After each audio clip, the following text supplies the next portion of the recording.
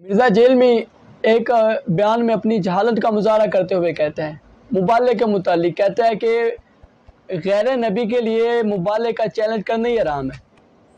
جو مبالغہ کرے گا وہ حرام کام کرے گا، یا جو مبالغہ کر رہا ہے وہ نبوت کا دعویٰ کر رہے ہیں۔ کے لیے کرنا حرام ہے، یہ صرف نبیوں کی خصوصیت ہے، یا وہ شخص پہ نبی ہونے کا دعویٰ کرے کہ میں نے حق واضح کر دیا۔ کہتا ہے جو نبی ہے صرف مبالغے کا چیلنج وہ کر سکتا ہے، نبی کے علاوہ مبالغے کا چیلنج کوئی نہیں کر سکتا۔ جو کرے گا وہ یا تو وہ نبوت کا دعویٰ کرے یا مبالغے کا چیلنج نہ کرے۔ اب مرزا صاحب کتنا جاہل اور بیوقوف بندہ ہے، اس کو پتہ نہیں ممبر پر کسی نے بٹھا دیا ہے۔ اب جو یہ بات کر رہا ہے کہ جو مبالغے کا چیلنج کر رہے ہیں یا تو وہ حرام کام کر رہے ہیں یا وہ نبوت کا دعویٰ کریں۔ اب مرزا صاحب اس نے تو لوگوں میں بیان کر دیا، لیکن اس کو پتہ نہیں یہ صحابی رسول کی گستاخی کی ہے اس نے۔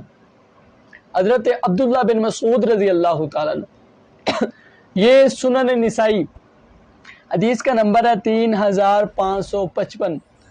حضرت عبداللہ بن مسعود رضی اللہ تعالیٰ عنہ نے مبالغے کا چیلنج فرمایا تھا۔ آپ نے فرمایا تھا جس سے مجھ سے مبالغہ کرنا ہو میں مبالغے کے لیے تیار ہوں۔